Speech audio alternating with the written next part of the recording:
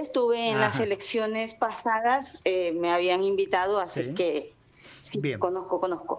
perfecto. Entonces ya sabes que somos amigos, que vamos a charlar un poquito contigo acerca de lo que pasa en el escenario de esta parte del mundo, porque hay algunos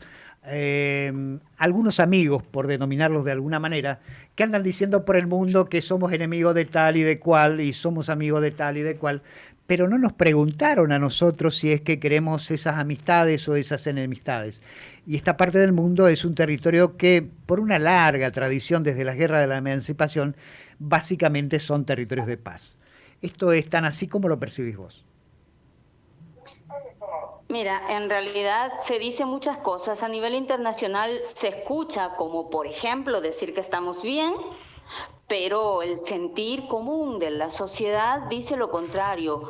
Entonces, muchas de las veces hay que ir a las fuentes, hay que ir a lo que se vive, como digo yo, hay que volcarse al pueblo para tener una noticia fehaciente y saber la realidad de las cosas. Las estadísticas muchas de las ocasiones mienten y creo que es una de las cosas que está pasando en la actualidad. Bien, vos que sos una persona que conocés bastante lo que es lo territorial en esta parte de Latinoamérica, contame un poquito, a ver, sí, sabemos que hay pobreza, sabemos que hay marginalidad en general en los pueblos, pero también hay cierto desarrollo en otros.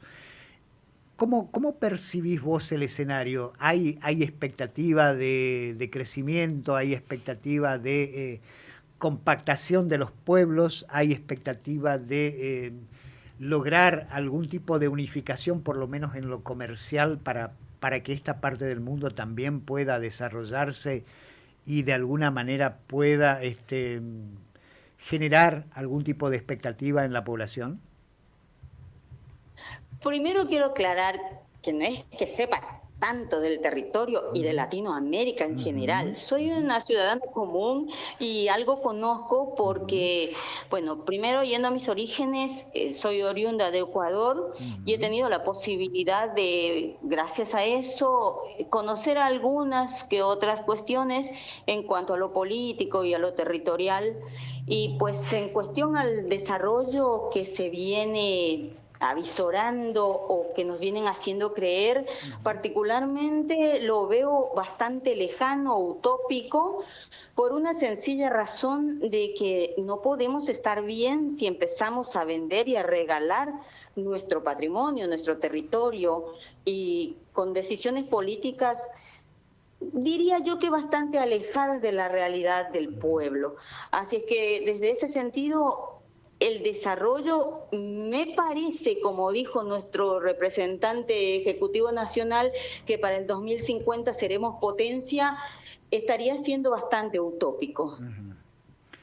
Así que hoy tenemos que ver una situación que se da en la retórica como una simple quimera o podemos llegar a tener algún tipo de expectativa, ya sea en el 2050 o en el 3000, que podamos llegar a algún plano más interesante.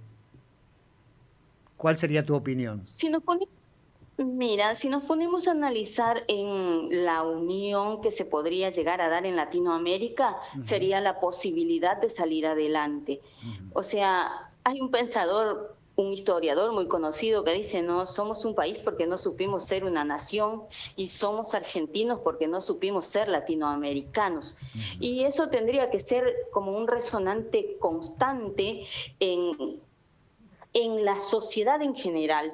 Acá no se trata de poner límites territoriales o fronterizos para tomar decisiones y que otros nos vengan a gobernar.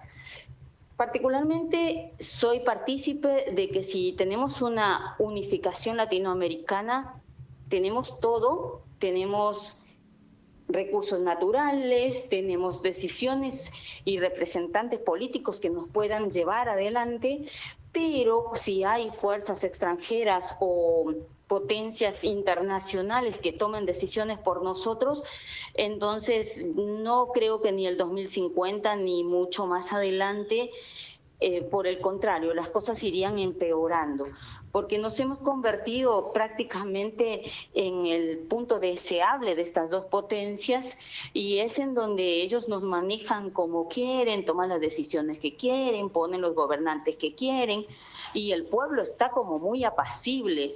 Pasa esto acá, pasa esto en Bolivia, pasa esto en Ecuador, en muchos pueblos de Latinoamérica, en donde la sociedad se encuentra con una disconformidad bastante importante, pero parece no interesarle a nuestros representantes políticos.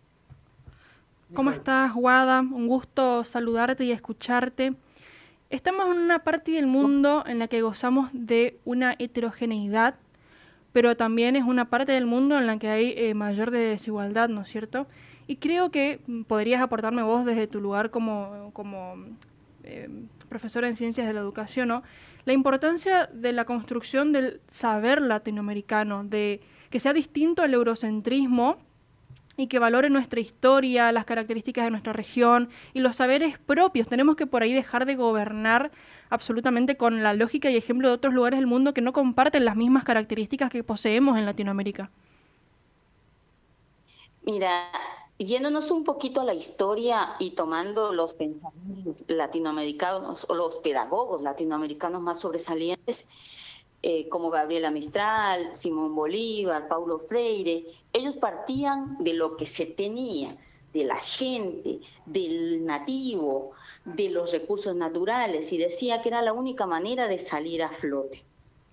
Pero en los últimos tiempos es como que lo nacional, lo original, importa poco, lo de afuera es mejor y la unión que se pensaba ya con nuestros libertadores en aquel momento en querer ser una sola Latinoamérica, una fuerza que nos permita sobresalir y que americanos no se está dando. Entonces, si bien hablamos de diversidad culturales, me parece que el sentir económico y el malestar económico que están viviendo los hogares es común. No llegamos a fin de mes, esperamos acuerdos que nos favorezcan, sin embargo vemos decisiones que apuntan más a los que más tienen, el pueblo cada vez más abandonado. Y viste que hablabas de esto, ¿no? de esta cultura de la pasividad que tenemos, encontramos una disconformidad enorme dentro de la sociedad con respecto a todo lo que pasa, pero tenemos poca capacidad de decisión o poco interés por reclamar básicamente nuestros derechos. ¿Por qué crees que se da? Particularmente pienso que en la actualidad se está gobernando por el miedo. Voy a partir desde el bloque docente. Nosotros constitucionalmente teníamos el derecho a huelga y ahora se nos hace descuentos desmedidos, injustificables, porque vos haces un día de paro, y lo digo personalmente, por un día de paro que yo hice el año pasado me descontaron 360.000 pesos. Y hay otros colegas que hicieron 4 o 5 y les descontaban 40, 60.000. Entonces como que no hay una lógica equitativa en el descuento y obviamente si van por el bolsillo dominan a la gente. Ahora está gobernando el hambre. Ha hecho que las voces se callen, que esa pasividad sea cada vez más acentuada. Estamos aletargados, diría yo, como sociedad, porque nos están quitando las herramientas de lucha, nos están quitando los derechos que hemos adquirido. ¿Y qué podés hacer si no tenés para alimentar en tu casa y querés salirte a manifestar? Entonces hay, diría yo, hasta pondría en duda, ¿realmente vivimos en democracia? Cuando no podemos decir lo que pensamos y hacer lo que pensamos para nuestro bienestar. Muy buena pregunta. Se me pone toda piel de gallina. Sí, Qué importante hablar justamente eso, porque es importante pensar en los distintos niveles de democracia. Es como desde el primer programa en el que pude participar en esta mesa, hablar de esto, de que es importante la democracia, pero no podemos estar contentos con la democracia que tenemos, hay que mejorarla. Y esto que vos estás diciendo es fundamental, muy importante.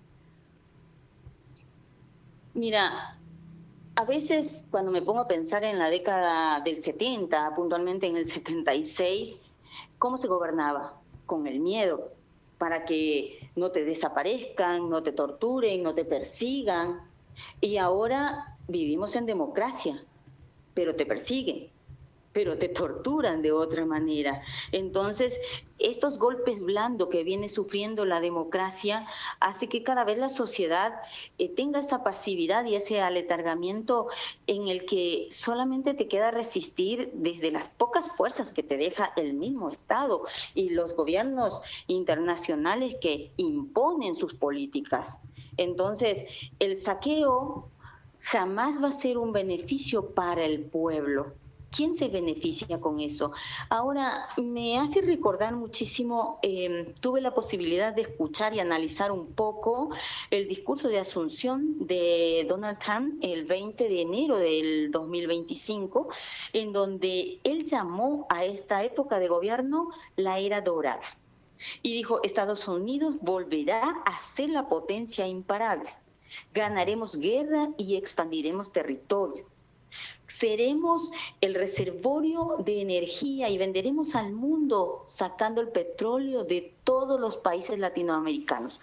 Entonces, imaginémonos en un hogar tan sencillo como que si yo soy el jefe de hogar no pueda disponer de lo que tengo y venga el vecino y haga con mis bienes que me ha costado tanto conservar y adquirir, haga lo que quiere. Y eso es lo que está pasando y la sociedad no se da cuenta. Entonces, muchas de las veces nos han taladrado la cabeza y nos hacen creer cosas que vamos a estar bien. Nos están vendiendo espejitos de colores. Así es como que habría distintas formas de saqueo, de despojo y de control, y a nosotros nos inyectan un sedante que se da por medio del control del discurso. ¿Coincidís con eso? Totalmente, totalmente. O sea, nos han colonizado el pensamiento y desde allí nos tienen, como te digo, pasivos, dormidos, resignados. Pero, ¿qué hacer como sociedad? Y mira, realmente agradezco esta oportunidad porque ayer con la persona que se comunicó conmigo yo le decía, estoy como en retirada de la política por unas cuestiones de salud, pero también prendo la tele y veo noticias y cada vez estamos peor y veo enfrentada la sociedad pobre contra pobre y los políticos, ellos bien, gracias, no les interesa lo que nos pasa. Y estos programas ayudan como a entender qué está pasando o por lo menos nos despiertan ese bichito de la curiosidad. ¿Será realmente que lo que nos están diciendo es verdad? ¿Que vamos a llegar a ser potencia del mundo? Pero ¿cómo? ¿Cómo vamos a ser potencia si no tenemos las herramientas ni los recursos? Si nos están saqueando. Quizás tendríamos que empezar a pensar en no odiar serialmente al otro y empezar a juntarnos más para poder luchar contra todo esto. Muchas gracias, Guadalupe, la verdad que un placer escucharte y nos estaremos viendo en otra oportunidad seguramente para seguir charlando sobre esto. Pues